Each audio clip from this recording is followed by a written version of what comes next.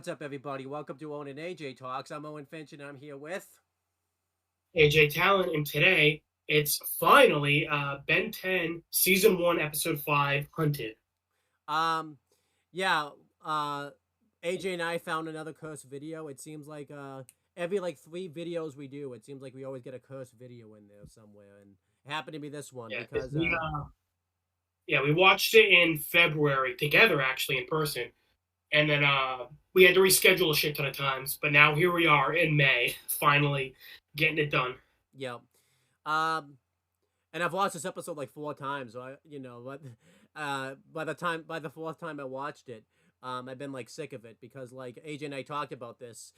We even watched the next episode that we're gonna review, Last Laugh, but we haven't reviewed Hunted yet, so I haven't even been able to go back and watch that episode yet. So I've watched this episode like 4 times. Pretty good, because we were originally going to do Hunted and Last Laugh together, but then we saw Hunted and we're like, no, this episode's too good. It's like too important. It has to be like its own video. Yeah. But yeah, let's just get started with it. You want to, do the wikis and everything like that? So this episode is written by Adam Beechin and directed by Scooter Tidwell. And do you want to guess when this aired, Owen? So I think we talked about this before. Ben 10 came out after Danny, because Danny premiered in 2004, but then I think Ben 10 comes out later than that. And I remember the first episode's like Christmas time, like roughly, and like New Year's. Which is funny considering it's summer vacation in the show. Yeah. See, I'm gonna go January, but I'm trying to think when in January. I'm gonna go January 15th, 2006. It's probably one. You were really close. January 28th, 2006. Oh my gosh, I was like, what? I knew it was 2006. Like a week and a half off. Because I'm pretty sure, you know what it was? I remember what it was. I'm pretty sure they did the first episode, but then they didn't do an episode for. I'm pretty sure wasn't there like a double premiere and then they took a week break. Yeah, after the first episode. Yeah. So. But yeah. So yeah, this episode has been man. It's been almost 20 years since this came out. Like damn. Yeah. But yeah. Anyway, let's get started. So if you remember our last review, we got.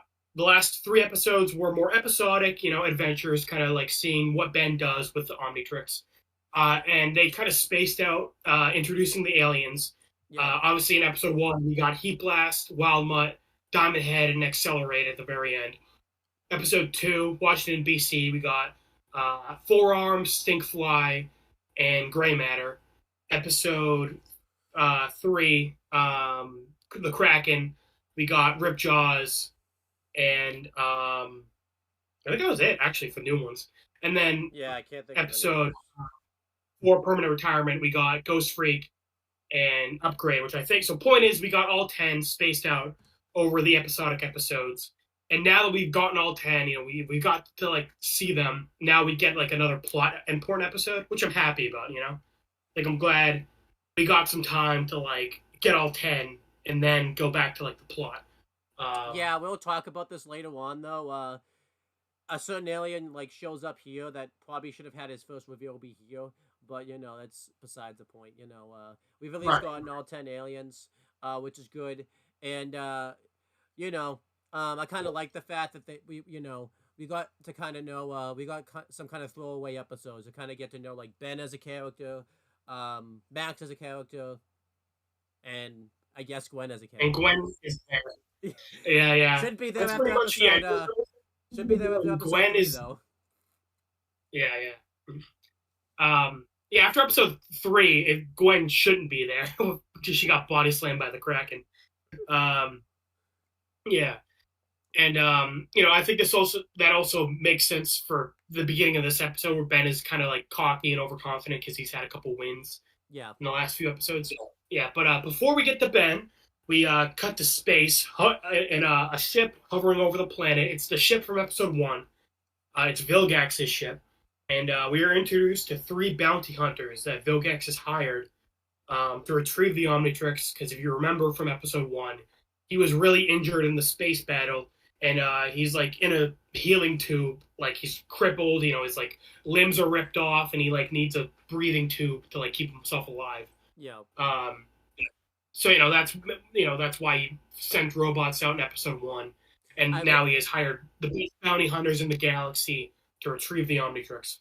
and from what I was gathering from this, it seems like because this, like you said, this is an audition, so it seems like he's been doing this for a little while. It's not like because it seems like he said start the audition, so I don't know if he's just been doing this like off screen the last few episodes, and these were just the ones that did the best or anything like that. So Yeah, presumably, while Ben was dealing with Animo, the Kraken, and the permanent retirement dudes, Vilgax was recruiting bounty hunters to like go get the Omnitrix. And I kind of like that Um, this happened just because, since we're comparing Danny and like Ben, or no, Danny and Avatar, it kind of, the good comparison is we've seen Danny's and Aang's villains do this. When Zuko went back to the Fire Nation, he knew that Aang could have still been alive, so he sent Combustion Man to like go kill the Avatar and all that type of stuff. And then like in Danny Phantom, even though Vlad doesn't send people directly to and Danny, like you'll see Vlad was hire Skulker to do things for him and all that type of stuff. So I kind of like yeah, seeing and that. like those birds are also working for him. And like later on in Danny Phantom, he's got the clones and stuff in Valerie. Yeah. Um, So yeah, so and I think you even pointed out like it's kind of cool that like there's an explanation for why Vilgax isn't like just going there himself. Like he's injured, he's like barely alive. yeah, because I said this Um, because in Danny, like what's really stopping Vlad from like going to waste Danny? Like he really could if he really wanted to and all that type of stuff because he could easily yeah, beat Danny as we're gonna see in Bitter Reunions. But then and Vilgax could do the same. So I like that there's like an actual explanation. Why Vilgax isn't just going to waste. oh yeah, if Vilgax wasn't injured, Ben would have been fucked. I know. Yeah. Like he's obviously because Ben's still learning how to like use the watch. Yeah. So yeah, we get an audition. They don't actually ever say the bounty hunters' names in this episode, but we get their return in future episodes. So we get a mysterious man, like bulky guy with whose face is being actually all their faces are being covered, but he's wearing like a helmet. This is Tetrax. We get a robotic crab man. His name is Crab, and we also get a like a purple robotic dude who his name is 66. So 66 is the first one to jump up. up. Not good. That reminds you of something. 66. Oh yeah. That reminds me of something. Oh god. Yeah. I know. That's why I'm like, God, I hope I don't fuck up the saying 6. No, every time, Really... AJ, every time you think of this alien now, you see this alien, you're gonna think of Kiss This now. That's what Kiss This has done to you. Oh. So. Yeah, no, right. But no, there's a couple of funny things I want to mention. Because I was writing up my guideline notes. This is what you're using to do this review of this episode. And obviously, because I don't actually know their names because they don't say them in this episode. That's why you're talking about the introduction because, I would fuck this up real bad. You looked up. Oh yeah. And in my notes, I wrote when Ben goes to have his introduction with this guy. I wrote. I didn't write Crabman or any of that because I was trying to get the notes written very quickly. So I'm like. He's a digger, and you were just like, who's digger? And I'm like, it's the crap. I didn't even like say who it was. I showed you I sent you like. You just like sent a picture of him, and I'm like, Owen, you could have called him robotic. Like, digger is what you went with. Like, robotic crab man would have worked fine. No, but I went with digger. I know, right? Like all things. Like, what's your superpower? I dig. Oh wow, that sucks. And I'll mention this because, I don't think we're going to mention it when we actually see them again. A running joke they do throughout the episode is 6. Yeah, is it 6-6? Now I don't even know. Now I don't know. I like number 6 twice. 6-6. Well, I was thinking because then I got thinking about kisses, so it's like right.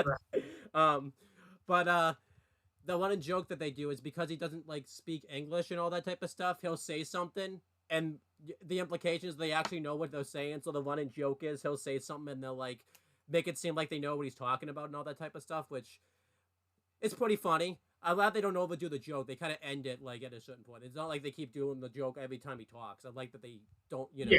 It's not well, I like it because Crab seems kind of sassy, so like he bounces off of it well. Like that's the joke. Like 6-6 says something, and then Crab is like, "Hey man, you don't gotta get all personal."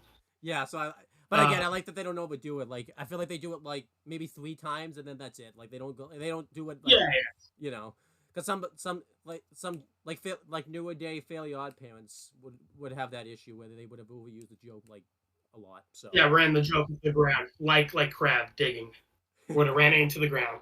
yeah, Um, yeah. So we see the robots from episode 1. 6-6 is the first one to show his skill. We kind of see what he's about.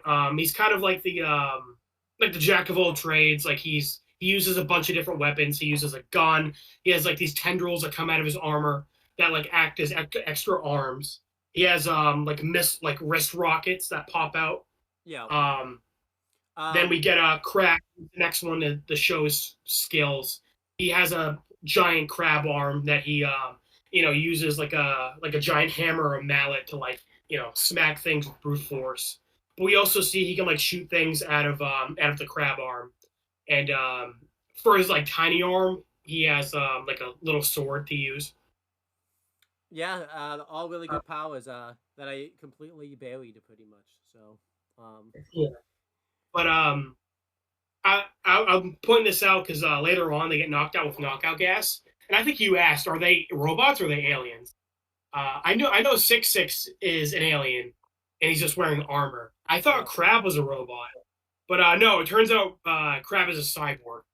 Okay. So that means like Crab, was an alien, and he got like really damaged in the past, and like he needs that suit to like keep him alive. Okay. So I mean that's cool. They don't think they ever like say it in the show.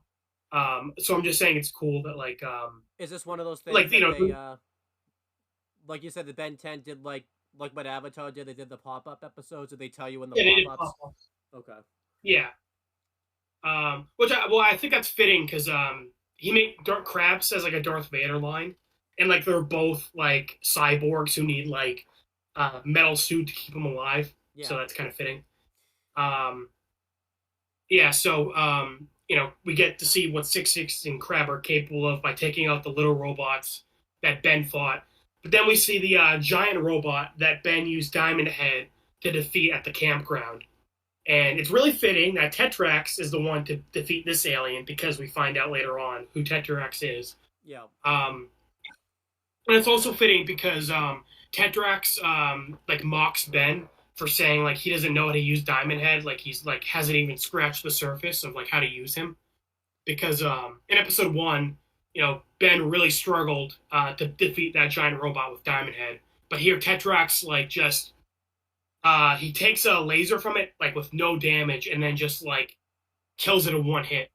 Yeah. So We don't know why that the case. We don't know why that's the case. You know, here because it makes more sense with hindsight. We didn't really see Tetrax's abilities as much as the other two.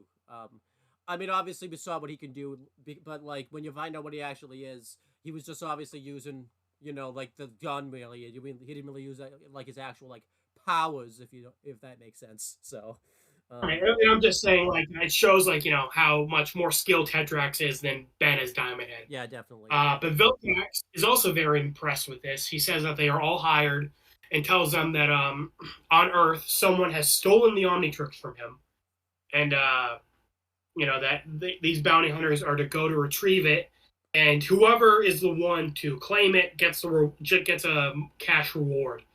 And Owen, when he first saw this episode, thought that all three of them were working together.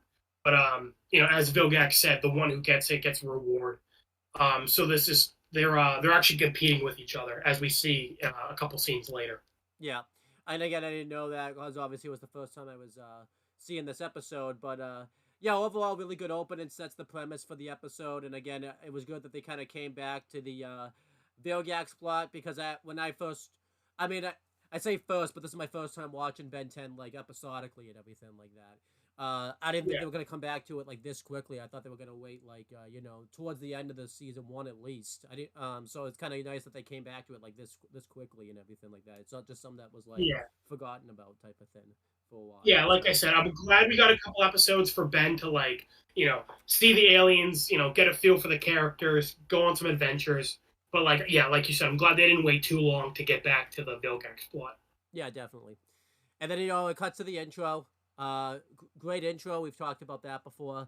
I think we talked about it in episode 1. I mean, we talked about the issues of the intro where they probably shouldn't have revealed it in episode Now 1. we know all the aliens in the intro. Yeah, Now all the aliens we see, now that we've seen them in the show. yeah, but it probably maybe not here. They should have had the intro, but they should have waited definitely at least a few episodes. But I don't know. Yeah. Then the episode itself actually opens up. We see that you know, Ben, Max, and Gwen are at a rest stop pretty much. They're just in like an abandoned canyon with nobody really around, and we see that Max has set up like a training like facility for Ben to practice using the watch, and this is cool, because in the other shows like Avatar and Danny, we've seen them training to use their respective powers with Aang. We haven't seen it yet, but later on we're gonna see that once he starts to kind of learn water bending, earth bending, and fire bending, we kind of see different episodes where he learns that tactic with learning water bending in the North Pole, and then with Katara later on, earth bending with Toph, and then fire bending with Zuko. And then obviously Danny, we see that after bitter reunions, he kind of starts to realize that he needs to start like training to get better at ghost fighting. So we'll see like there was an episode where Tucker and Sam made him a very similar obstacle course. This is kind of cool, obviously too, because Ben, it feels like, can actually start to train at least earlier than them, because mainly Danny's kind of the comparison to make, because obviously the reason Aang's not training yet is because they're not at the North Pole yet, so we're not really that Right, far you're not getting one like yeah. But in with Danny, this is what's cool about the difference between Ben 10 and Danny Phantom. Danny's parents don't actually know he's like a ghost, so, and like he's trying to keep a secret that like he's even a ghost to like all of his friends and peers. So he doesn't really have as much time to train as Ben does. Where versus Ben, all of it's taking place in the summertime, and because Max actually knows he has the watch, it allows him for more time to train, because Max actually, like, as we find out later on, was a part of all this stuff and everything like that. So it's cool that like Ben actually gets to have more time training with the watch and everything like that. It kind of what makes Ben also different from Danny is that training time he's allowed to do a little bit more and everything like that. So yeah, good stuff. You guys restricted. Yeah, Um, having the characters, like train and get better at their skills shows that they're like working hard. It's nice to see. I'm all for a good like seeing the characters like improve themselves, and like try to get better. yeah, Because if I had power, I would want to practice and get better at it. yeah, definitely. And Yeah, so then they're in the desert because the last episode, permanent retirement, they were in the middle of the desert. So this is kind of like, makes sense that this is the next episode. yeah, because I remember a big criticism we had when we did the last video was they were going all different types of places that just didn't really make sense. Like I think Kraken, they were like like towards the water and all that type of stuff. They were like pretty much, I forget exactly where they were meant to be in the Kraken, but then the next episode they were like in the desert, so it was just really weird timing wise where they go and everything like Yeah, that. like So. they went from Washington D.C. to like the middle of this like swampy lake to like the middle of the desert. It's like how, like what the fuck is the roadmap here? Yeah. We'll probably be ranting about that in Last Laugh, because I'm pretty sure Last Laugh they're in like a town that doesn't really add up, but we'll get to that later. The next video actually. So doing this, Ben uses Diamond Head, and Max sets up all the types of obstacle courses, like those fins that he has that like come at him, and he basically shoots it, and basically he's only using brute force to kind of take down all of the obstacles that Max throws at him, but he's not really planning it out and really thinking about it logically. And Max kind of tells him, like, Ben, you can't just rely on brute force all the time. You have to kind of, rely on your skill and everything like that. And doing this, he inadvertently, almost basically decapitates Gwen, because one of his like diamonds almost like nails her right into the head, right in the head, and then he takes out the rust bucket, um, like sends a hole right through that and everything, pretty much. So Ben's not really like thinking about things logically. He's just kind of using brute force. And the next Yeah. scene, or before I cut to the next scene, anything you want to say about this training regimen Yeah. and everything like that? I gotta give Ben props again. Like, not that much time has passed since Ben got the watch, but he was doing a pretty good job of the obstacle course. Yeah. Like he was hitting the targets pretty good. He was like showing off, like doing like the behind the hand, not looking thing. But yeah, obviously, like the main criticism for Ben here wasn't like that he sucks. It's that like he's not like thinking of, like about his next move. He's just like you said, brute forcing. Definitely. And also like when Ben almost kills Gwen, he like poked a hole in her sunblock, because she's just like sitting off to the side sunbathing, and like the sunblock ends up pouring on her head. That had to have been intentional. That seems like something Ben would do to like fuck with her. Yeah. Um, Um. yeah, and yeah, so that's pretty much it for the training. Yeah, and then the next scene, um, you know, um, Gwen's kind of like giving Ben shit for pretty much like almost decapitated her and everything like that. And Ben's just, and Max is kind of giving this speech again, like how he can't just rely on brute force. And Ben even mentions, and AJ and I kind of poked a bunch of holes in this logic, that he mentions that like he's been taking out alien, he's basically been kicking alien butt the whole time. And AJ and I kind of had to pause the episode when we watch it in real time. Be like, okay, wait a minute, Ben, you haven't really fought any aliens. Right. He has been kicking butt, but it hasn't been aliens. I think AJ and I have counted this at least every time we do this video. Like, go to do this video. The only times he fought aliens really was in permanent retirement because, the episode 1, all he really fights is the robots. And, even though they're made by aliens, they're still not quite aliens yet. But they're still, if you want to include that in there, that you can. But, episode 2, he fought Dr. Animal, and they weren't aliens. He just amputated them or whatever. I forget the exact term. Yeah, they're like mutants and like alien, and not mutants, animals. Yeah, and then episode 2 was the Kraken. Right, and don't forget John Miles, the best villain in Ben 10.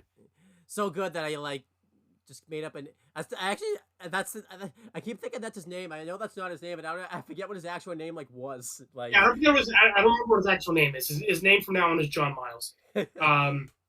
Yeah, and then in episode 4 he fought aliens finally. But yeah, it's like Ben, you fought one alien, one and a half if we're counting the robots from episode 1. You haven't really, so and there, yeah. So I mean, to be fair, I do like that. Again, this is episode 5. It makes sense that like Ben's kind of cocky because like he has been kicking some butt, not alien butt, but he's been kicking butt. I do gotta point out, by the way, he didn't really the aliens that he fought, he didn't really kick their butt either. He kind of struggled with those aliens because he was an idiot and went what's the name of that alien? Yeah, he went. Can you say it again? You cut out for a second. Heat blast. Yeah, he went heat blast. And he couldn't do anything to them because that's how they that's how they get their power. They're weak to water and they're stronger against fire. Yeah. So yeah, it's like Ben, come on. Yeah, but anyhow, then the the rust bucket starts to make some weird noises and everything like that, and they have to like pull over, and we find out that basically when Ben was training, he accidentally shot the gas line, pretty much. So they have to pretty much fix that. And over here, Gwen kind of reveals the name of this town. I forget the name of the town, and I know we just talked about it. Slaterville. It's like Slater. Ben's like, because they pull over in this town because obviously, like you said, the gas line is fucked. And Ben's like, is anyone here? And then Gwen explains that, no, this is Slaterville. It was a mining town built in the 1800s, but it went bankrupt and everyone left in the 50s. So it's a ghost town. No one's been here for like 50 years. Yeah. And again, this is pretty much the location that they stay at the whole episode. And I remember talking about this at the time. It gave kind of like this episode like a country western vibe, like Shane, a video that AJ and I did. Yeah, like Wild West Cowboys, yeah. Yeah. And I like the decision of that just because I feel like this episode really worked like with nobody around because obviously the whole episode is about them being hunted, and I don't think it would have worked as well if they had like a bunch of background characters around. I kind of liked it was just them the whole time, pretty much. I mean, again, I talked Yeah. about this before. Not like the background characters are gonna react really, because they just react. Everyone's like, "Oh, an alien's attacking." Whatever. It must be Tuesday. um, yeah, but I still like the decision overall, and Max reveals that he can like fix this pretty much. So Ben's just gonna go explore the town, and pretty much Max realizes that Ben's just basically gonna cause trouble pretty much. So Gwen's just gonna go like stick with him and everything like that. And when Gwen, Reminds me of episode one where they're like, they see the forest fire and they're like, "Oh, some idiot must have caused a fire," and then they're like, "Oh shit, that was probably Ben." yeah, um, so then Also, when Ben offered before he leaves, Ben offers to like help Max fix the gas line, and his first response is like, "Hey, I'll turn into forearms and help you." And obviously continuing to show that Ben's like first response is to like pick an alien that's like all about brute force. yeah, because and then you know yeah, then Gwen goes to follow him, and then yeah, you're up to talk about what's next. Yeah. So yeah, we cut back to the bounty hunters. They're now on Earth. Um, they all have devices that can track the Omnitrix whenever it's being used. Um, they find the training course where Ben was Diamond Head, because this is where as Tetrax says, this is where it was last activated. And Six and Crab are just kind of behind Tetrax, and Crab's complaining about how this planet sucks, and someone, like, why the fuck, it's like, God damn it, this dust ball, someone should just blow it up. Which is funny because that's what like typical like villains always try to do to the Earth. They always try to blow it up. So it's just funny that like he says that. And it is that's kind of like a running joke in Ben 10 that like whenever aliens talk about Earth, they're like, "Oh, it's like that backwater planet. That place sucks." I do like, by the way, that they explained like that they had these devices because it showed like it's not like when they show up they just happen to be like there, like when the Omnitrix is used, like it shows like they're actually tracking the Omnitrix. It's not that they're just showing up like randomly and all that type of stuff. Yeah. I think that was the complaint we had in the last 3 episodes was that Ben kind of just like stumbles into the plot. It's like what are the odds? Yeah. But here it makes sense. Like they're actively hunting Ben, as it's called, hunted. And yeah, so not 6-6. Tetrax is looking around the training course and he finds so one of the targets that Ben hit with diamonds. He goes to pick it up, and 6-6 grabs it before him. This causes Tetrax and 6-6 to kind of like get in each other's face. Yeah. And Tetrax tells him like, "Hey, back off! Like, don't get in my way." 6-6 also is like speaking in like the like alien language. Yeah. And Crab like, "Oh, wow, that's some big talk coming from a gearhead." And like this kind of conflict also is showing that like they're not really working together. Like they're not fighting each other yet. But as I said, they're competing against each other for whoever can capture Ben. Yeah. So they're not working together. Like they have the same goal, but yeah. Basically, so 6. I wouldn't say this, but like the enemy of my enemy is my friend is kind of the thing they're going with right now. Yeah, that's what happens later on. Yeah. Yeah, like for now they're neutral with each other. Yeah. 6-6 flies off with his jetpack. Crab, or as you call him, the digger, he can like take his crab legs and turn them into a drill, and he digs underground. Yeah. And then Tetrax, hops on his hoverboard and uses his gun to like blow up the training ground and flies off as well. Yeah, because he like sets off like the course by mistake, thinking that like an enemy's coming after him, but it's just he just blows. Yeah, it's just like the training course back. Yeah. So yeah, then we cut back to Slaterville. Gwen is looking for Ben, and Ben decides, I want to scare her, so he's in this like abandoned like I don't even know what it was, just like an auto shop it looks like, or some kind of like workshop. because it has like a lift and like a bunch of like wrenches and tools. He decides he wants to prank Gwen, so he turns into Ghost Freak. Gwen hears the flash and goes in there looking for Ben, and then Ben basically like pops out and tries to scare Gwen, but Gwen says like, "Yeah, nice try, doofus. You don't scare me." Again, I think that's really fitting because he turned into Ghost Freak. Yeah. I do have to ask, by the way, was she actually able to see him here? Because I remember you said before, like, typically Ghost Freaks, like, can go invisible and, like, no one can really see him. Like in permanent retirement, no Yeah, one well, saw you him. can tell because like when he's like inverted, he's invisible. Okay. But here he wasn't invisible, correct? So like here he was like his normal color, so Gwen could see him. Okay. Because it looked like Ghost Freak like phased through her and Yeah. then like popped in front of her, and she was like, "Yeah, yeah, nice try. I know it's you." Yeah. Um, but yeah, Gwen says, "You don't scare me." Um, but then all of a sudden, the Digger Man, Yeah, Digger Crab, Man. pops. Yeah, pops out of the ground. I guess he dug all the way there. Like, damn, he's really good at digging. He's the Yeah. best digger in the galaxy. Um, he should stop bounty hunting. Just Just go to dig. a nice mining planet. Yeah, just dig, man. Hey, he could probably get this town back on its feet, like in the I span of know, like a right? couple weeks. He becomes the new mayor of Slaterville. Yeah, well, it's funny. He was just complaining about how Earth sucks and someone should blow it out. But then he gets to Slaterville and he's like, you know what? This is a nice place. I think I'm gonna live here. Um, just dig. Yeah, But yeah, he just dig. pops up. Yeah, right. Dig, dig, dig, dig. I don't know. He pops up, and then Gwen's like, "Okay, you don't scare me, but that guy does." So Ben, still as Ghost Freak, jumps in front of Gwen to like protect her and like get ready to fight this guy. Crab says that he wants the Omnitrix, and this is important because this is the first time Ben ever hears the word the Omnitrix. Because as you remember, they've just been calling it the Watch the Yeah. last few episodes. But I like how Ben, because Ben's a real shit talker.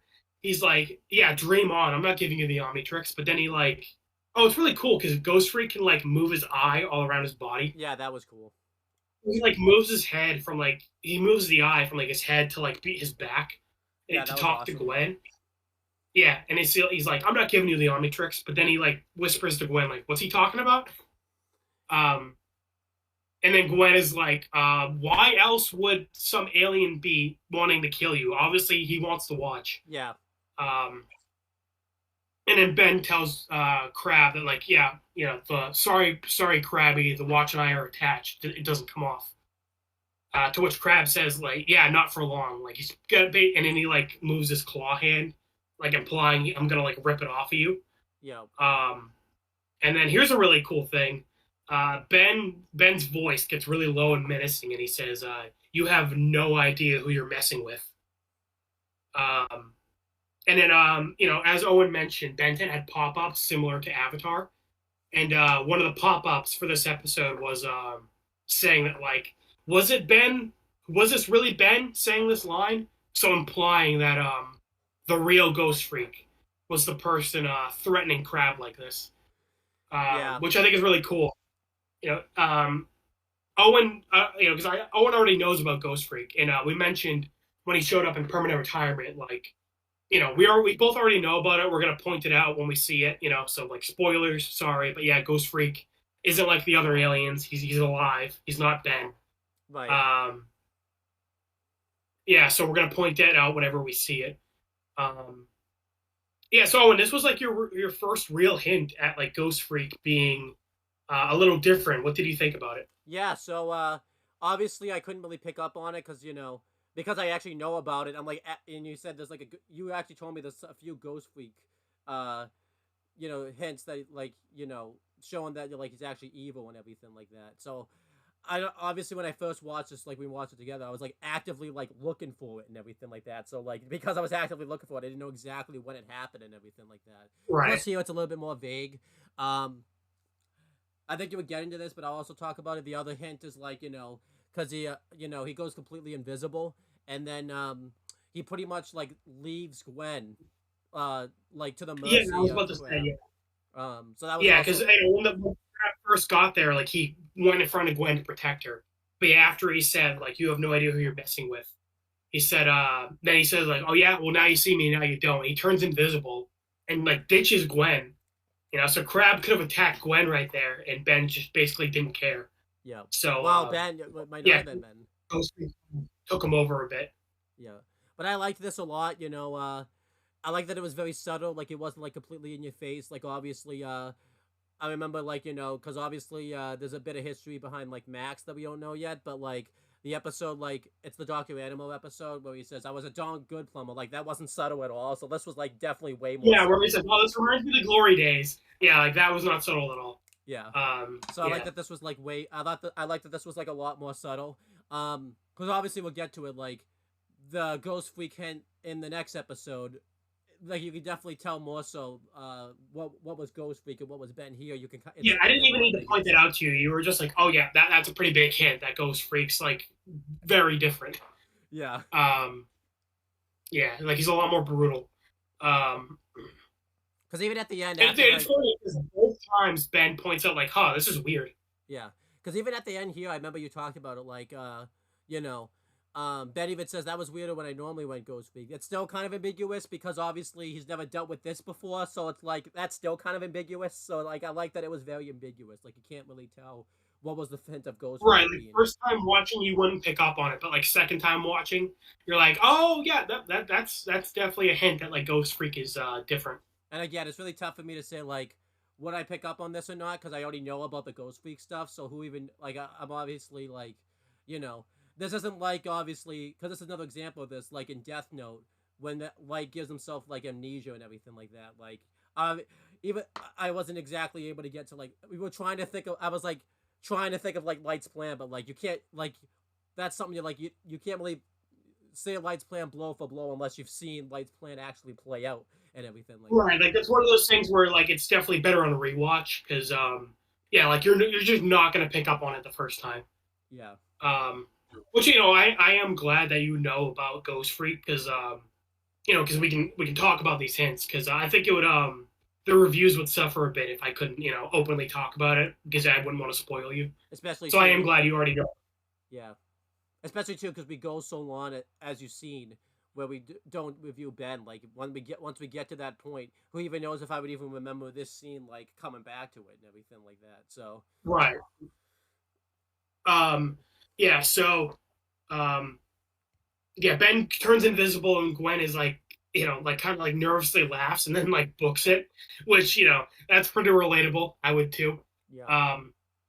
But then Ben tries to sneak up on Crab, but then Crab like turns his head around, and he says the Darth Vader line. He says, "You're as arrogant as you are dim-witted." Oh, I do have to ask and like I like the Ghost Freak thing. I know we're kind of off of that now, but I'll ask again. Like when Ghost Freak breaks out, does Ben ever mention like the feeling that he would have when Ghost Freak would take him over, or do they never really go? Like, oh yeah. When Ben even says like, "Oh man, this is why I always felt so weird as Ghost Freak." Yeah. Oh, okay. I'm just making. I was just asking. So. Yeah. So this is Ben points it out.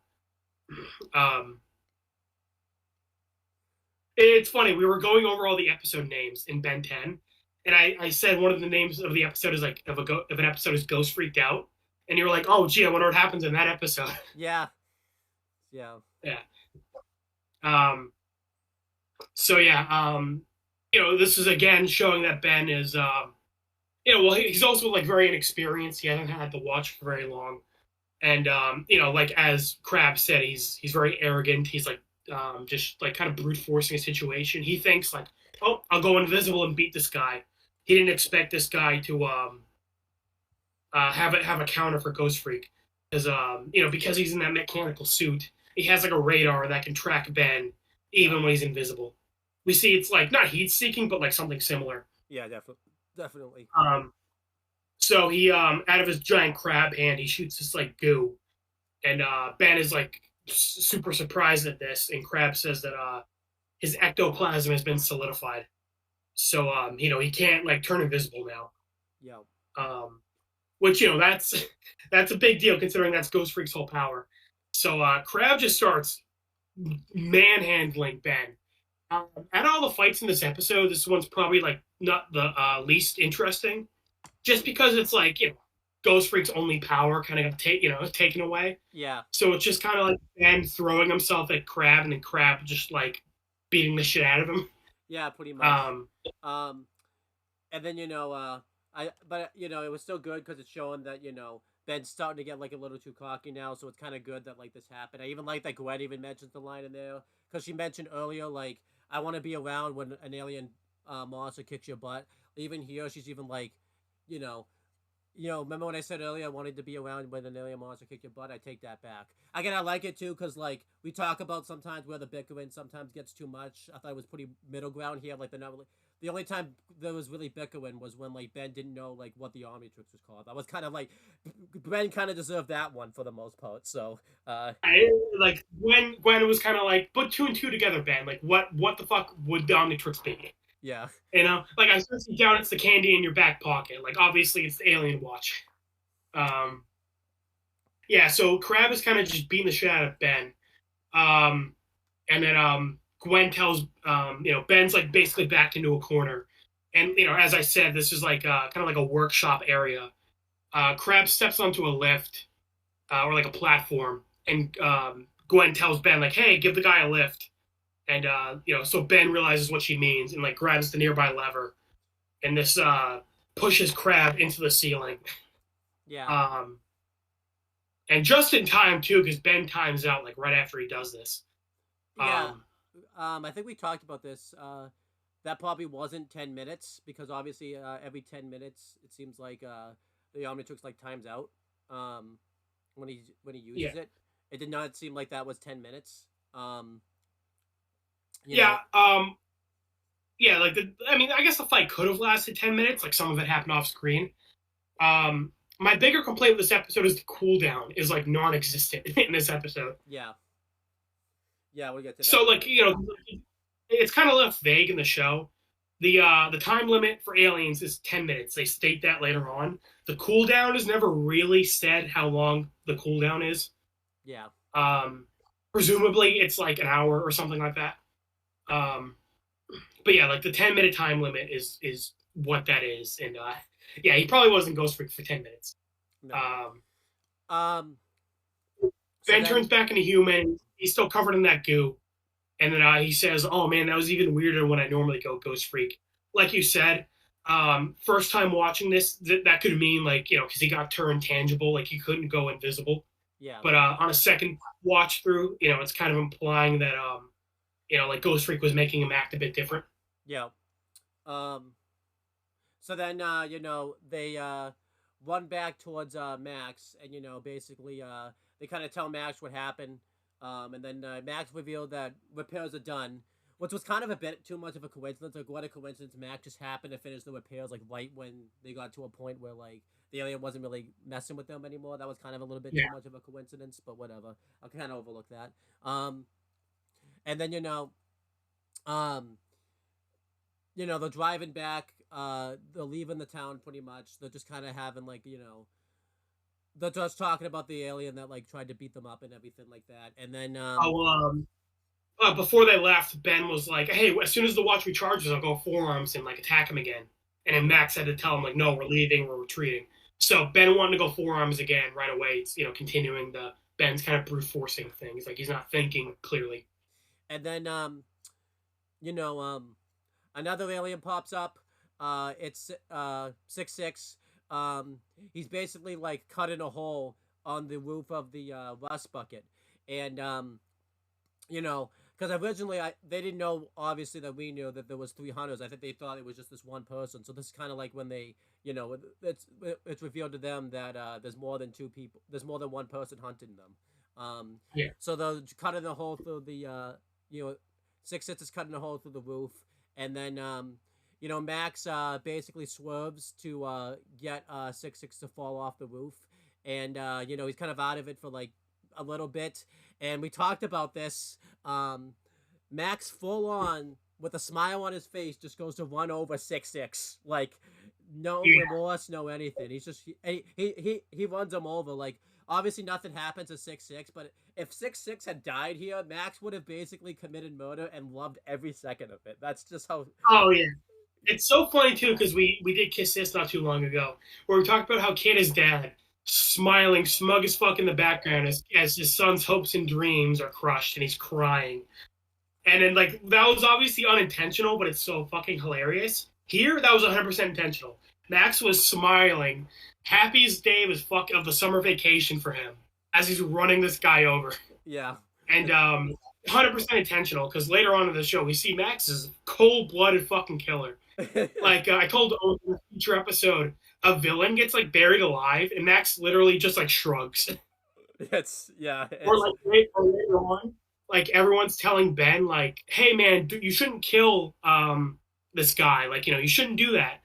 And then Max is the only one to be like, "So if I were in your shoes, I would 100% kill him." Yeah. You know. So it's like Max just showing he's a so cold-blooded killer, pretty much. So. Oh yeah, Max doesn't give a fuck. Yeah. Um. So yeah, they basically Max, because of this though, the rust bucket gets damaged, but this doesn't do any damage towards 6-6. He's still chasing them, and Ben, the Omnitrix is still timed out. Max running him over ended up being a bad thing because while 6-6 was like under the rust bucket, he like cut the fuel line again. It's like the rust bucket, like. So poor Max, he just finished fucking fixing it, and then 6-6 fucking breaks his car again. Yeah. It's like, damn, dude. I feel like too, this isn't the first time or the last time that the rust bucket would get in this bad a shape. I'm pretty sure this wasn't the first time. But anyhow, so then Max points out like a mining tunnel that they can like basically run in. Because obviously Ben's still kind of out of commission, so they run inside the mining tunnel, and 6-6 is chasing them. And I'm pretty sure Crab comes back too. I remember he like digs a hole underground and like he shows back up like, during all of this scene. So yeah. And Max is trying basically everything he can. And I know Max and Gwen can't really do anything, but like Gwen, as we talked about, pretty much is useless in this show. Like she doesn't do anything. But at least Max actually tries to do something. It just never ends up working out for him. Like like he's actually trying. Like throughout this episode, he actually tries to put up like somewhat of a fight with these guys, which I at least appreciate that they actually try to give Max something to do. Right. Like Max is just a guy, but like later on he like tackles 6-6 and like and it's like damn, Max is a badass. Yeah. And I think I said so then eventually they make their way towards the there's this like code that will bring them over from one part of the mining shaft to another. And they basically they left like the tunnel and now they're like over this like giant like I don't know how to describe it, like a big hole basically. Yeah. Like a mining hole. And they use this to basically escape the hunters. And then eventually Tetrax makes his way over, and Ben finally is able to use the Omnitrix again. And he uses this to go Diamond Head. And again, this kind of went for the fact that Ben was kind of thinking more so with like brute force, because obviously Ben didn't really go into this fight with a plan. Even Max told him like, that's just what they want you to do. They want you to basically use the watch pretty much. Because, I think by this point it was only Tetrax that was there. Obviously the other hunters weren't even around him. So like, basically him using the watch kind of screwed him over because they were able to track him and everything like that. So well, because something I also liked about this scene was when they jumped in the mining cart, Crab basically says like, oh, what pathetic prey, and then he goes to like cut the line, but then 6-6 like shows up in his jetpack and like blasts him. Yeah. So again, I like this is like showing that like them like fighting amongst themselves, because we saw earlier they're like kind of just neutral with each other. They're not working together, but they're not fighting each other. Here they were like fighting each other a little bit. Yeah, and now that you mentioned that, there was more to it than what we thought too. So yeah. So now you're talking about everything else here with with Ben fighting the hunters. Yeah, so like you said, Ben turned into Diamond Head. This was not the Omnitrix recharged way too quickly. Yeah. Then again, though, there was some off-camera stuff because there was like a shot right after they, like left you know, Slaterville, like, the town part of it, then they went to Yeah, the they mining still shaft. driving for a little bit. But still, I Um, don't think it was. It's probably still wasn't even an hour though. I don't think so. So yeah. I mean, maybe the retime charge isn't an hour, but like, point is, like, whatever the recharge time it was, definitely wasn't enough. yeah, Um, but yeah. So Ben turns into Diamond Head, and my first response was like, "That's really dumb because you're over a giant, like, giant hole that's like hundreds, like easily like 200 feet deep." yeah, But Ben was actually kind of smart because, as I said, 6'6" flew on his jetpack, blasted Crab away, and then like flew over to the mining cart. So Ben jumped onto 6'6". The jetpack obviously saved Ben from falling, and then they're like fighting in midair, and then they end up landing back to over where Crab is. Um, Max and Gwen get separated from Ben because they're on the mine cart, and Ben chooses to like stay behind and deal with these guys. And Ben puts up a good fight. Like he gets like a few good hits in, yeah, but Crab and Six basically like stop fighting each other to like team up and like beat up Ben. And there's not really much Ben can do here. It's 2 against 1. And they beat him pretty badly. Again, he got a few good hits in, but there wasn't much really he could do. yeah, definitely. They beat Ben. But as soon as they beat Ben, Crab and 6'6" start arguing with each other again. Crab tells him like back off, he's mine. 6'6" again like says something in like the jarbled alien language, and then Crab is like, "Hey man, you don't gotta get personal." I think I remember saying this though too. Realistically, they all could have just worked together, and just like split the prize like 3 ways and all that type of stuff. Like they didn't even need to even get to the point where they had to just think of it themselves, everything like that. Like they could have all just like either claimed the prize together or whatever. So Yeah. Well, I guess it's like they wanted the whole thing, but then later on they decided, "Fuck it, all right, yeah, we'll just split it." yeah, and I think I even Um, said this too. I don't even think Vilgax. This is what I also said. I don't think Vilgax would have even cared like who had specifically brought back the Omnitrix. I was gonna Like, say, I feel like that's more Vilgax's fault than their fault. Vilgax turned it into a competition. yeah, Vilgax is a pretty rich dude. He's got a lot of paper in the bank. Vilgax should have just been like, "All right, all of you work together, and then get me the Omnitrix." Why turn it into a competition?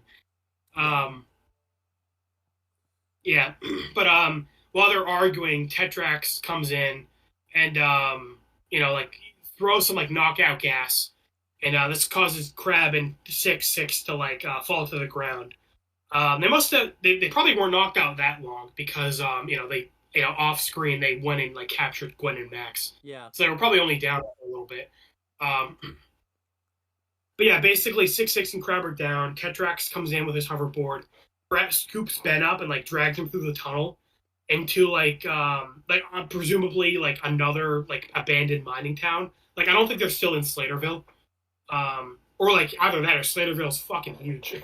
yeah, Um, but yeah, and he basically just like goes through the tunnel and like chucks Ben on the ground. Um, and he starts telling Ben like, "Damn it, there's billions of people on this planet, and of all the people that could have, the Omnitrix could have went to, it landed on the wrist of a foolhardy youth." yeah. Um, Oh yeah, I was supposed to talk about this. But overall, I'll just say this. I liked obviously the fight scene and everything like that, and I liked that Ben was outnumbered, but he still got like a few hits in. But it was you know it was kind of one of those things that just the numbers game kind of caught up to him and everything like that. Um, and then yeah, so then but it's also like it's his own fault because again, like he should have ran away with Max and Gwen, but he was too cocky and like wanted to like fight a fight where he was outnumbered. definitely. Um, so then Tech Tracks, like you said, is upset that of all the people that could have gotten a watch landed on a 10-year-old. Um, I think I even talked about that in the original like pilot review, but then you said there was a reason it fell in that area and everything like that. Yeah, And then you know. You could say it's a little bit of coincidence what coincidence Ben just happened to be there, like when it fell there and everything like that, but whatever. But um, you know, Tech Drax talks, about how he's disappointed with like how Ben's performance has been in that fight. He talks about how, um, you know, how Ben has this alien, but he hasn't even used its full potential. But before that, he's kind of giving Ben information because Ben talks about how that he can't even take off the watch if he wanted to. He's tried, and I liked this because Tetrax, is finally giving us information about the watch that we didn't already know. He talks about how the watch isn't meant to come off. It basically attaches itself towards your DNA, and you're basically bound to it. Obviously not Yeah, so forever. like it's basically part of Ben's body at this point. Yeah, that's why he can't take it off. And it talks about like how there's like a little bit of DNA of each alien that he turned into. It's not obviously the alien itself. It's just like a little part of its DNA that's been like put into the watch. Obviously, we find out later on that one of them, is actually that alien because it breaks out and everything like that. So, Yeah. did I explain that pretty well, by the way? Because this is the first time I've actually like explained it for the most part. So, But yeah, that like Omnitrix has alien DNA like samples in it. Yeah, and like it uses that to like attach itself to Ben's DNA. Yeah. yeah, there you go. With Ghost Freak, I think the explanation for why he's alive is that his species is like alive on like a cellular level. Okay. So like basically like a drop of blood from Ghost Freak could like become a new Ghost Freak is basically the reason. Oh, okay. So like the little bit of DNA in the Omnitrix for Ghost Freak is like alive, basically. I gotcha. And then Tech Tracks is obviously upset because um, just of how Ben's been using the watch and everything like that. He hasn't been using it very smartly, and he mentions that the alien that he has, you know, he hasn't even used his full potential. And then Ben, as Diamond Head, is just like, well, what would you know about it? And then Tetrax takes off his helmet, and it's revealed that he's a Diamond Head. So this was really a cool reveal, and I like too that Ben was still Diamond Head, like when he made the reveal, like his watching timeout, because that made the scene even cooler with everything like that. Yeah, And in hindsight, and I like how. Oh, sorry. Go ahead. in hindsight, when you watch this episode like back, and I know I've had to watch this episode back 3 times afterwards. Yeah. It makes sense because like the voice actor's like the same. Like anytime Tetrax talks, you just don't really pick up on it because he's also in the helmet at the same time and everything like that. So he kind Right. of, you know, so it's really cool. And it makes sense why Tetrax would be like so upset. And again, I like that Ben was Diamond Head when he made the reveal. I thought that was kind of like a cool little like thing that happened. Like, that he was Diamond Head when it was kind of like that Spider-Man meme you see all the time that they both look alike and everything like that. So it was, Yeah. They got know, each other. Yeah. I'm glad you know about that meme. That's really funny. I don't know. Um, Do we ever see that meme like in an episode? Like, was that meme that someone photoshopped? Like, do we ever see that like actually get? yeah, that was in like the old Spider-Man cartoon. Yeah. Okay. But like in the new Spider-Verse movie, they like reference that meme. Oh, okay. But anyhow, yeah, you were gonna say something, and then I'll continue talking. Yeah. Yeah, I like how because Ben's first response is like, "You're me." Something a misconception some people have is that like, he is Tetrax. Like Tetrax was like the DNA in the Omnitrix. No, they're just like the same race. Like Ben isn't like Diamond Head is not like a clone of Tetrax. Oh, okay. Uh, like they're like so like Ben's Diamond Head DNA is like a different Petrosapien. Like it's not Tetrax. Gotcha. Um, I kind of figured that anyways. So. That's a little weird that they look so similar because we see in future episodes Ben's aliens are like the same age as him, so like 10. Because so like as Ben gets older, like his aliens look different because they're getting older at the same time, and like how would that? In work? one episode, Ben dipped in the Fountain of Youth, and so like Ben turns into like a 4-year-old, so his aliens are also like younger. Oh, okay. So how would that have worked, by the way? If so that are the aliens the same age as you? Like if Max picked up the Omnitrix, would they all be old? Yeah, they would all be older. Yeah. Oh, okay. And so like we get a what if episode where Gwen picks up the Omnitrix and like all the aliens are like girls. Oh, that's cool. So like like they change based on your age and gender. So this is the first time we're seeing another alien that's like that Ben can turn into. So I guess the writers hadn't thought of it at the time. But it is really weird that Ben is 10 years old and Tetrax is like a grown ass man. Yeah. But Diamond Head looks the exact same as Tetrax. Um, Um, what I also liked about this scene is, it makes more sense because Tetrax is explaining all this, like, before he takes his helmet off, and Ben is, like, trying to fight him, but he's able to basically, like, counter every one of Ben's moves, and it makes more sense, like, once he takes oh his yeah, helmet off. Because I noticed that, like, you know, after we watching this episode, a few times. And yeah, then, and so it's cool because you didn't know Tetrax was like a good guy at this point. But yeah, like he's not even really attacking Ben. Like I like how Tetrax is like has his back turned to Ben and like like talking about the Omnitrix and how like it's bound to him because it's like bound to his DNA. yeah. And then Ben like tries to like sucker punch him, and then Tetrax casually like dodges it and then just like uppercuts him and like sends him backwards into a bunch of mine carts.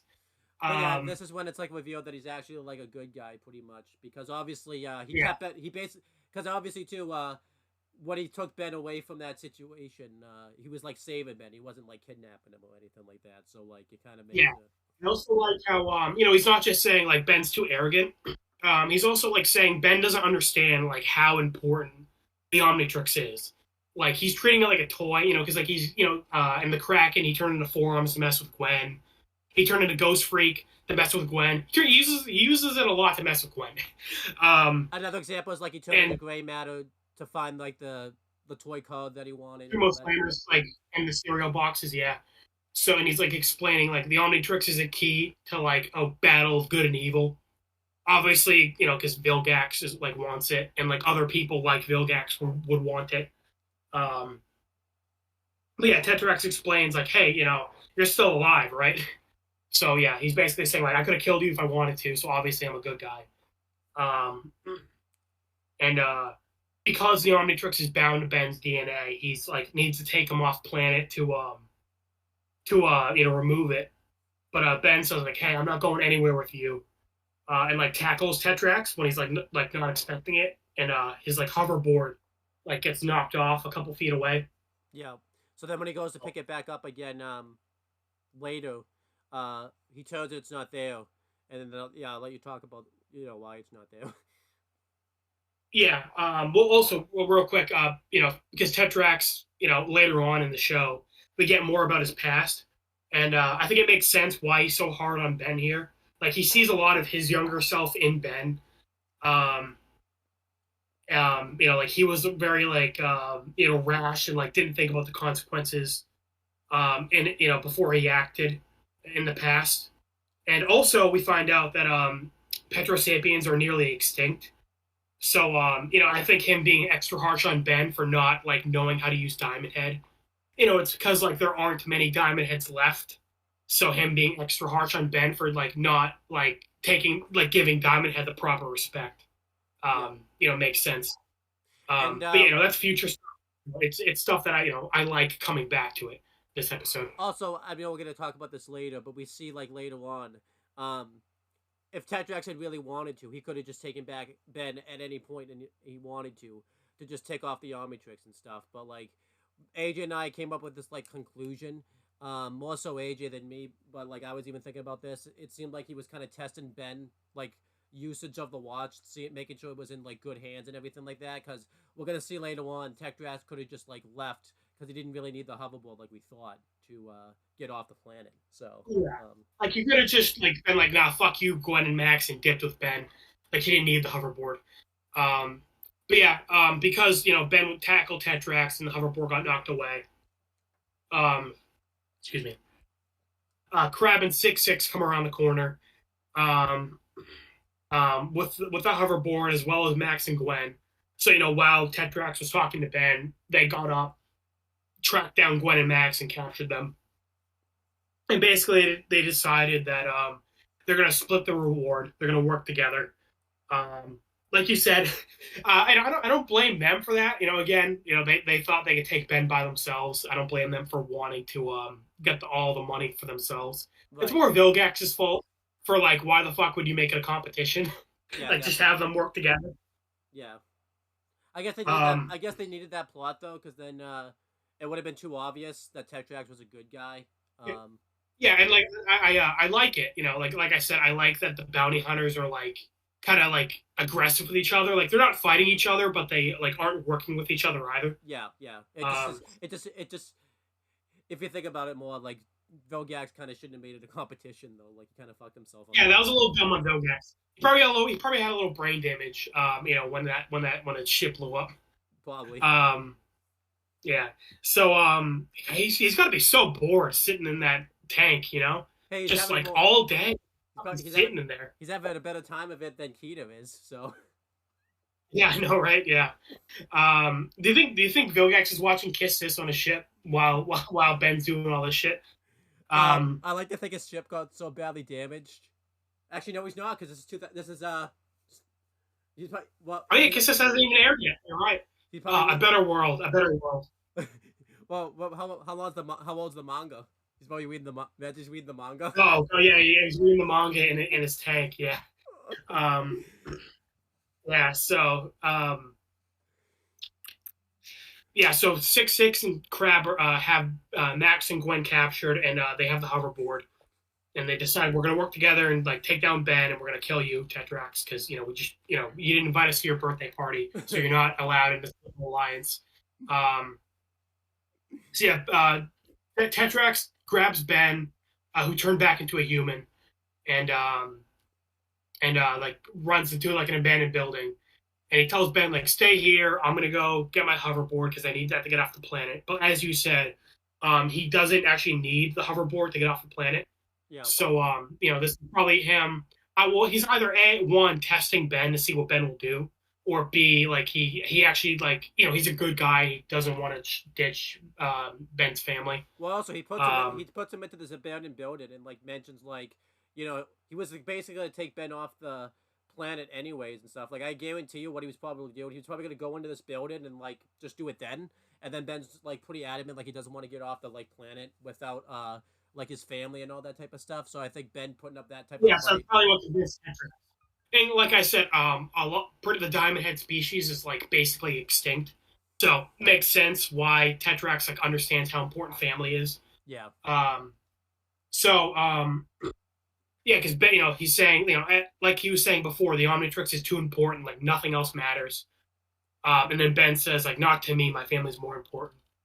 Which I like that because again, Ben's been like really like arrogant and like ignoring Max and Gwen's advice all episode. So him like showing like he does care about them and like they're more important to him than the watch. Like I like that. Yeah, that was good. So yeah, Tetrax jumps out and the fight's pretty cool. Tetrax is holding his own better than Ben did as Diamond Head. He jumps out of the building, shoots some diamonds at them. I like that, like because he's actually like a Diamond Head. You get to kind of see like what Ben could do as Diamond Head if he like took the watch more seriously and had more training and everything like that. Like you could really see Diamond Head's potential. It's really cool, and kind of like to make the Danny Phantom comparison. Bitter reunions, it was really cool seeing like Vlad do a bunch of shit that Danny couldn't do because he's like had more experience. Same thing. Tetrax has been, a Diamond Head his whole life, so he like understands it better than Ben. So yeah, he's doing a pretty good job. He's not like winning, but he's definitely holding his own.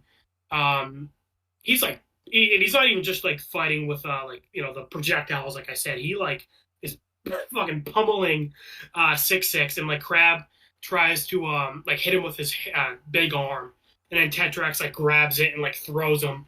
Yeah. And this gives Gwen and Max a chance to escape and like get to cover. But Ben's still in the abandoned building while they're fighting, and he like wants to help. He doesn't want to just let Tetrax do all the work. Because 6-6 is fighting Tetrax at this point, and then Crab like sees Ben in the building, and he says like, "All right, fuck this," and like goes to like grab Ben, kind of showing that even though he's working with 6-6, like he wants the Omnitrix, so like he's cool just letting 6-6 fight Tetrax while he goes to get Ben. Yeah. I guarantee he was probably just gonna like have he was gonna like basically like throw 6-6 to the wolves and like just take the Omnitrix. Yeah, he was 100% just gonna like grab Ben and dip, like and leave the planet. He definitely was gonna just like be like, "Sorry, 6-6, our deal's off." Yeah. But yeah, he goes into the abandoned building, looking for Ben. But the Omnitrix recharged again. It has been like literally fucking 2 minutes, not even, Yeah. Kind of a bit too since much. Ben found out. But yeah, he'll But like earlier, like you said, I can buy it between Ghost Freak and Diamond Head. Sure, there was enough time to recharge. There was not enough time to recharge here. no. But anyhow, continuing, Ben has an opportunity, to go four arms. He's been basically saying it like he wants to go four arms the whole episode, and like you know, I think we talked about this because before a big rant that you had in the other Ben 10 episodes that we reviewed, that they got like how the watch actually works. One, like typically how it works is Ben could like choose an alien, but it seemed like Ben. How it worked before was it was just whatever alien Ben just happened to land on. Like there wasn't a whole thing where like he would use it and he would like turn and choose the aliens that he wanted to use. Yeah, in the past 3 episodes, Ben would kind of just like hit it, but this episode and the next episode, Last Laugh, do a better job showing. Okay, you hit the button, you turn the dial to select an alien, then you press it. The last 3 episodes, he kind of just like did it, and it's like, Ben, you're just gonna get a random alien if you do that. Yeah, but he'll like he has an opportunity to go full ons, but then he kind of starts to like think about all of the you know um.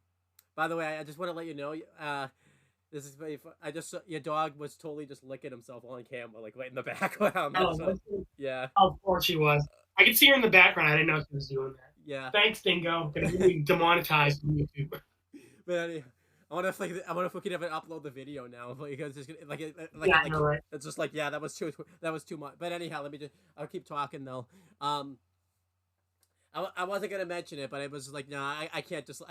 It was going on for like a good 2 minutes, I think. So. Was she? Funny. Thanks, Dingo. Yeah, she's a classy girl. But anyhow,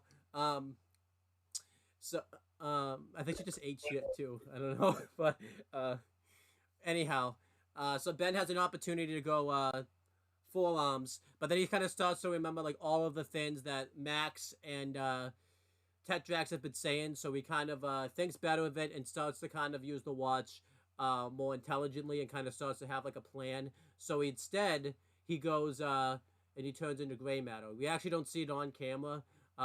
He just changes into an alien and then we find out that it's gray matter. I think we talked about this. This would have been a much better reveal for gray matter, like the first appearance for him, because like the first appearance for gray matter really sucked. Especially and his Gray Matter's whole thing is he's super smart.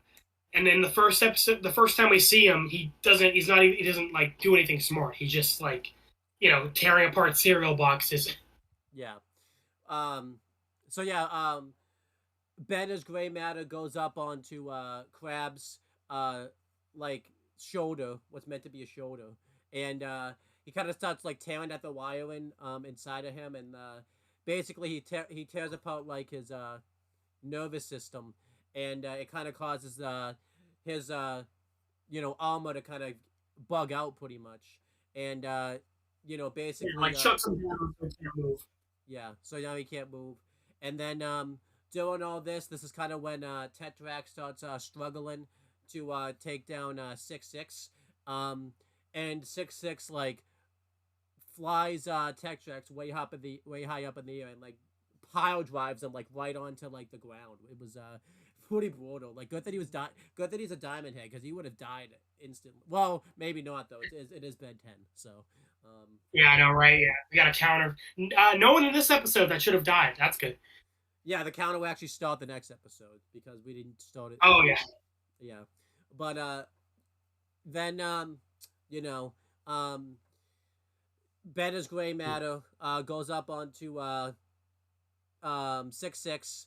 I must say kiss this. And he starts tearing apart his wiring, and basically he's able to like tear apart like his arm and everything like that, and it kind of causes it like to shoot a laser at like the water tower, and the water tower falls down and it lands both on Crab and no.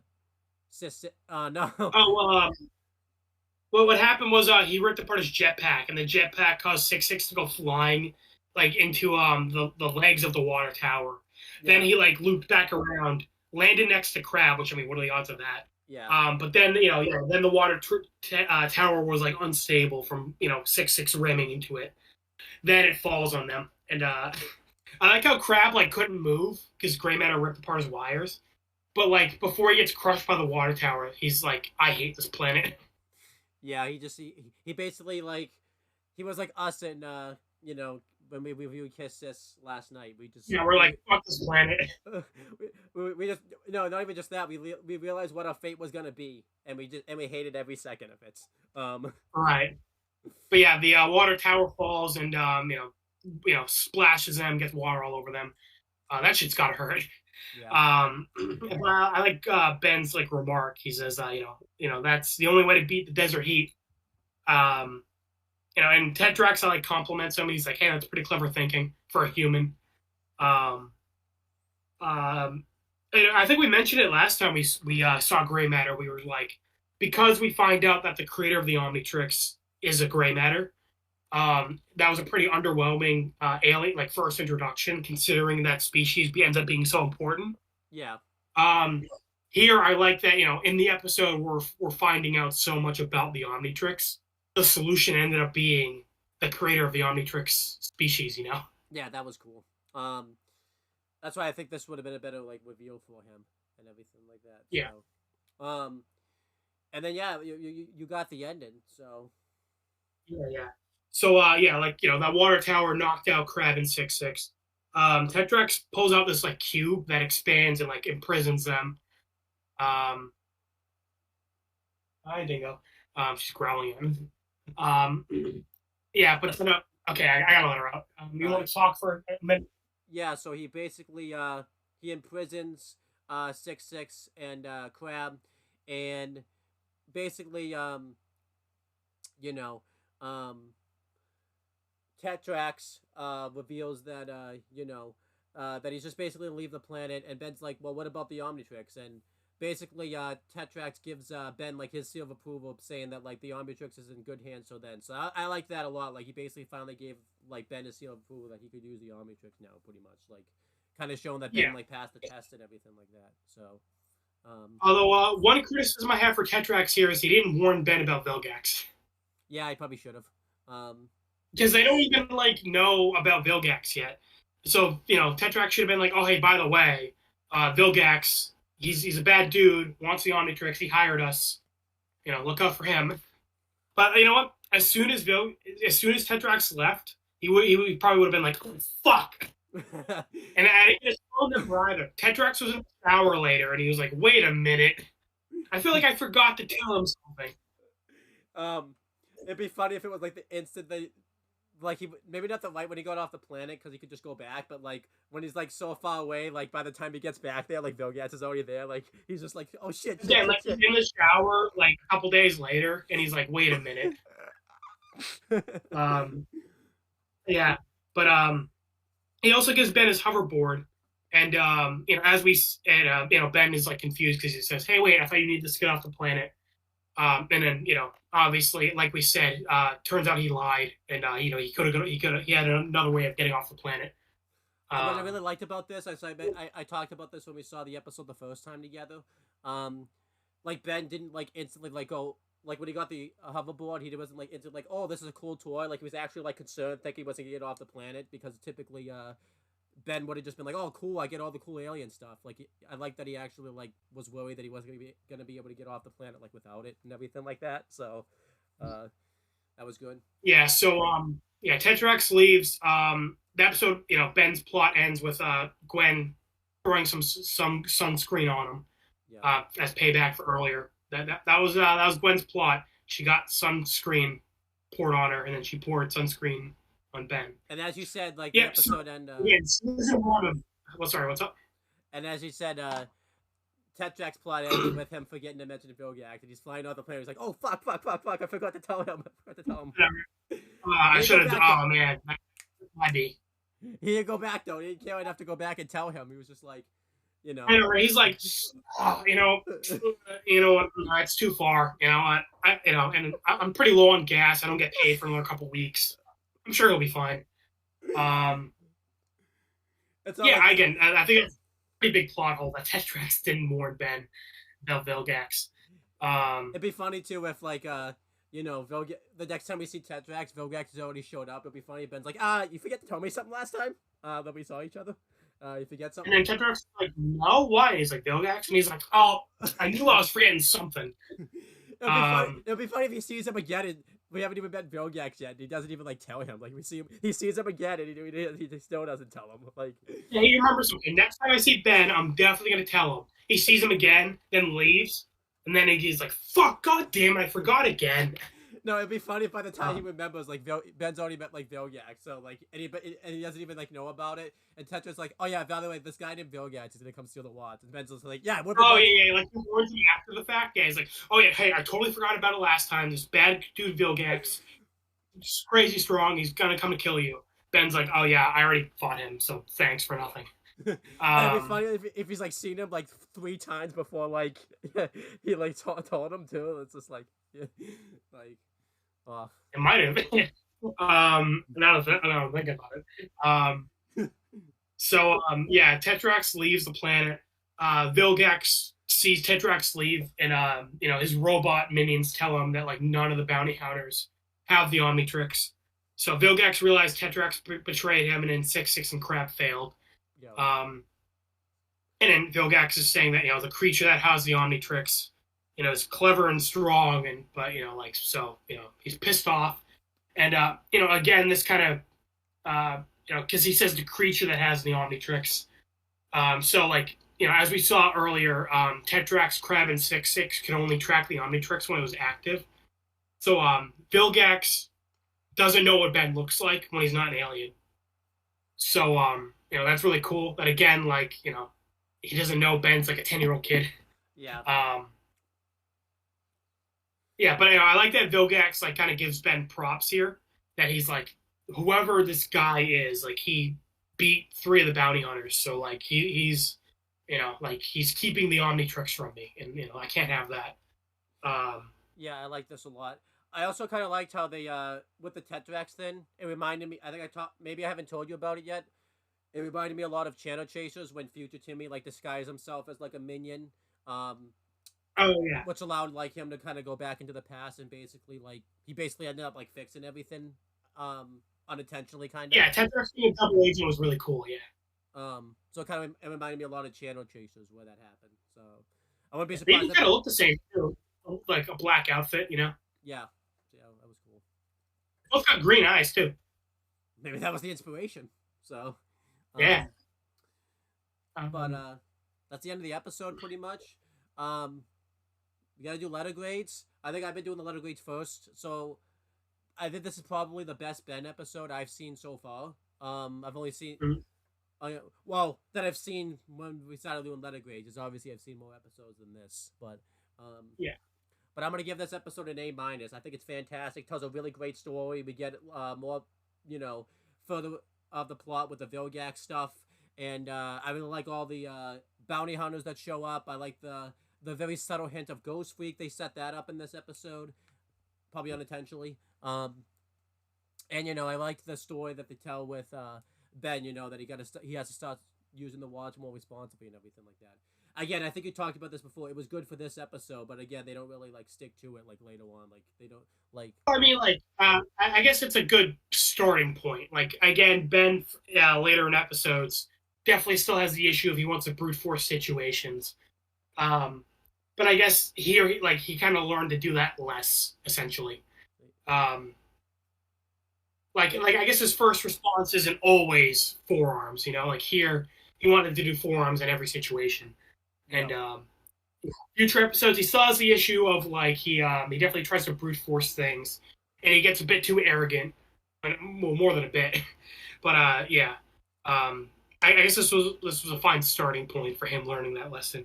But yeah, so I thought this was a fantastic episode. Just a great more fertilization of the Vilgax stuff and everything. So yeah, I give it an A. I love the Wild West mining town setting. Like you said, I think an abandoned town worked better than a populated city.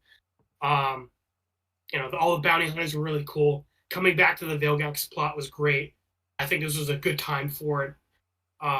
Because we had a couple episodic episodes, get to know the aliens, get to know Ben, get to see him do his thing.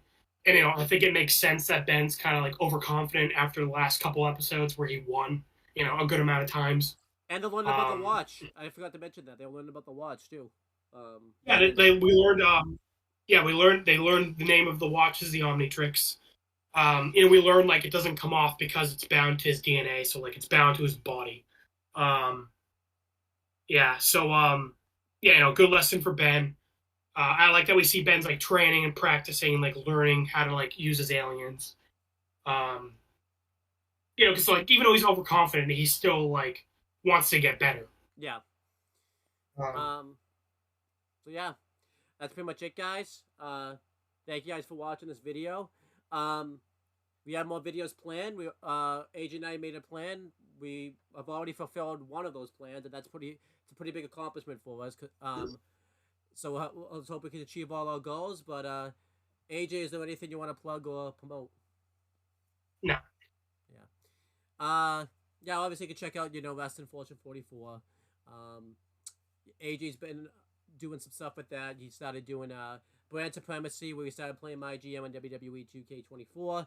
We missed this episode because we couldn't get a couple of people that we wanted, but hopefully we can bring that back this week.